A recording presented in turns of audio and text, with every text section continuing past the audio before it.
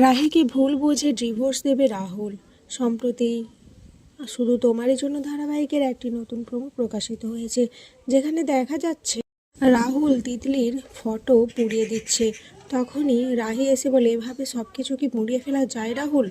রাহুল বলে, হ্যাঁ যায়, সব কিছুই যায়। আমি ওই বিশ্বাসঘাতক মেয়েটার কথা একেবারেই মনে করতে চাই না। তিতলি বলে, কেন রাহুল, কেন করছো এরকম? তুমি তোমাকে ভালোবাসতে, তাহলে তুমি এরকমটা কেন করছো? তুমি আমাকে ঠকিয়েছো। রাহি বলেন, না রাহুল তোকে ঠকায়নি। রাহুল বিদেশে যাবে না, সেই কথাটা রাহুল তোকে বলেছিল, যেটা আমি শুনতে পেয়েছি। যেটা শুনে সকলে অবাক হয়ে যায়। রাহুল বলে, মানে? রাহি, তার মানে তুমিও আমাকে ঠকালে? তুমিও আমাকে ঠকালে? এত বড় আমার সাথে একটা মিথ্যে নাটক করলে? রাহি বলে, না রাহুল, আমি তোমার সাথে কোনো মিথ্যে নাটক করিনি।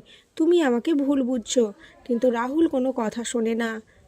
তো বন্ধুরা, তোমাদের কি মনে হয় রাহুল কি রাহিকে ভুল বুঝে ডিভোর্স দিয়ে দেবে?